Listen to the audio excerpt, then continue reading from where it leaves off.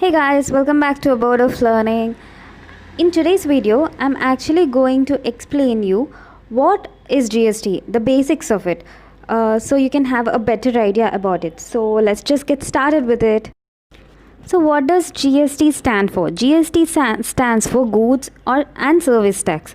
So it is basically a tax that is levied on supply of goods or services or both, except supply of alcoholic liquor for human consumption, which basically means if you're selling something, some goods or some services, then GST will be levied on it. But this alcoholic liquor for human consumption is not covered under GST purview. So yeah, that is what it means. The second point is it is a destination based tax. It is a destination based tax means tax will be levied where the goods or the services are consumed. So there are two types of tax. There is origin tax, then there is destination based tax. So GST is a destination based tax. Now the third point is the burden of tax is borne by the final consumer. What does that mean? You might wonder how is that possible? At each step GST will be levied by each person, right? Then how? Means Mr. A is producing the goods, he's selling it to Mr. B. Mr. B is a wholesaler. Let's just say he's a wholesaler. He will also charge GST and he'll sell it to a retailer. So it's like the tax is accumulating. You might wonder like that, but the thing is there is an option of taking credit of the input tax. I'll explain you what input tax credit and all. It basically means the tax which you have to pay is reduced. I'll tell you how that works and all. So basically when you can take input tax credit, the amount you're paying to your supplier, the tax amount which you're paying to your supplier can be taken as a credit when you're paying tax, that is output tax. So the final burden of the tax will fall on the final consumer. I'll explain how this works in the later videos. The fourth point is it eliminates cascading effect of tax. Cascading effect means what? It means tax on tax, means tax is being charged again on tax. Before GST there were many tax laws. I'll explain you with that with an example. So yeah, here is the example of cascading effect of tax. Before GST, there is a product A. Okay, let's just take product A, which the base price of it is 10,000. So before GST, there was CST, excise duty, VAT, and everything else. So in this product, excise duty is being charged. Let's just say the manufacturer is charging excise duty at 12.36%. The rate is 12.36%. So the total amount after excise duty will be 11,236. On this, VAT will be added when he is selling. So 561.8. So the total product value will be 11,797.8. So the total tax amount is 1,797.8. Now let's just break up VAT.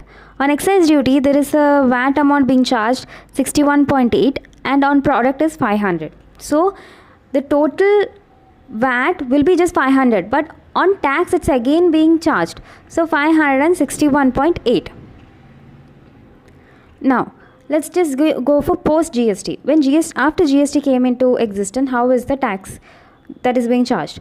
On the same product whose base value is 10,000, there is only one tax which is being charged, and that is GST at 12%. So yeah, you can see that there is a difference in the product pricing also. There is a difference in the tax rate also. Why this happened? Because VAT is being charged on other tax, that is on excise duty. So that what it means. Cascading effect means tax on tax. Now let's come to the last point. It brings uniform tax structure all over India. What does that mean?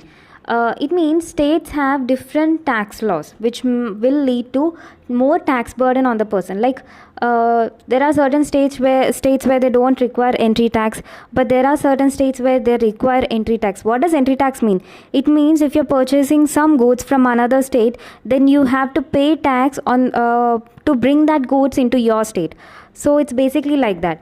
So with GST, it's like one tax structure for the whole country, and the tax rates will be also same, tax structure is same, it's just one tax, right? So this leads to uniformity, which uniformity of tax in different states, which actually lessens the burden of tax on people. So next one, subsumed taxes under GST. Subsumed taxes under GST basically means now no longer you are needed to pay VAT or CST or service tax like that, because all of this comes under GST now. So it has helped in lessening the burden of tax on a person. So yeah, the taxes which were subsumed under GST were excise duty, VAT and CST. VAT stands for value added tax, CST stands for central sales tax, service tax, CVD stands for countervailing duty, and SAD stands for special additional duty. Both of these come under customs.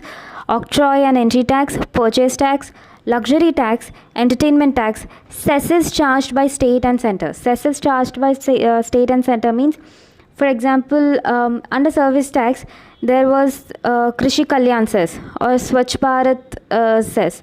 So on service tax, on the base amount, there was cess of 1 or 2%. You have to charge it on that amount. So these cesses, then product specific cess such as rubber, tea, coffee. So yeah, all this was subsumed under GST. So it helped a lot in reducing the tax burdens. Just imagine, you have to file so many returns, you have to pay so much of amount. So all this is reduced when GST came. So the next one, dual GST model. Dual GST basically means both the central and state governments levy or charge tax simultaneously. Now let's just break up all of these. You might be confused, what is IGST, SGST and all. So if you have ever purchased any good from a different state or same state or anything, when it comes to GST, you could see these terms, IGST or SGST or CGST or UTGST. So what does IGST means? IGST stands for Integrated GST, which is collected by the central government on interstate supply of goods and services, means between two different states. SGST stands for State GST, which is collected by state government. CGST stands for Central GST, which is collected by the central government. UTGST stands for Union Territory GST, which is collected by government of Union Territory. Now when all of this is applicable, I'll tell you in the coming videos. Now, how to decide what GST is to be charged on the invoice? So this basically depends on the location of the supplier and the place of supply, means where this goods or services are being consumed. So if the location of the supplier and the place of supply, means where these are consumed, are in the same state, then it is called an intrastate transaction. So the GST breakup will be CGST plus SGST if it, or CGST plus UTGST if it is a union territory. Now if the location of the supplier and the place of supply are in two different states, then it is an interstate transaction. So the GST will be charged will be IGST. I hope that explains. Now here are few examples of previous thing, how to decide GST to be charged on the invoice. For example, the first example is A of Kolkata sells a TV to B of Delhi. Means what does that mean? They both are in two different states. So the GST will be IGST. The second one is A of Hyderabad is selling TV to B of Hyderabad. They both are in same state. So the GST amount will be divided into equal parts, and one part will go to CGST and the other will go to SGST. Means one part will go to central government, the other part will go to state government. Now A of Daman sells TV to B of Daman. This is also in the same state, but the difference is Daman and Diu is a union territory. So here it isn't SGST which comes, but UTGST. So it is CGST and UTGST. Now A of Daman is selling TV to B of Hyderabad. Though Daman is a union territory, the transaction is happening between two different states. So the GST will be charged, what will be charged is IGST, because the place of supply is a different state. So I hope with this example you understood what or how is GST decided, which GST is applicable. Now GST Council.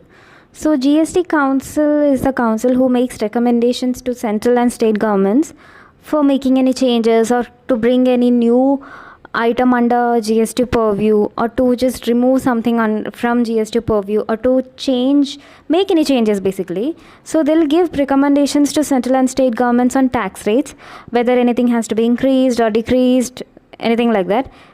Exemptions means any goods has to be exempted from tax, or they need to be removed from exemptions, all these. Then threshold limits where if a person has to take GST registration, then what is the amount he has to, I mean, what should be his sales amount for that financial year, all of this.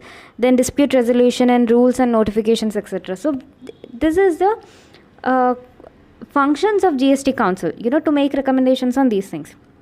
Now, who all form part of GST Council? So the chairperson will be the Union Finance Minister. The member will be Union Minister of State in charge of finance. Then State Finance Minister or State Revenue Minister or any other minister nominated by each state. They'll be the members of GST Council. And from all of this, the GST Council will select one person as the vice chairperson of council. So yeah, this is about GST Council. So that's it for today's video, guys. I know I have just touched like very basic things of GST. I will explain in detail in the next coming videos. I don't want you guys to feel very overwhelmed with all the information. So yeah, I'll just put down everything in small videos. So yeah, thanks for watching. Like, share and subscribe, and follow me on socials. You can find the links in the description. Also, tell me how the video was in the comments below. So thanks guys, see you later.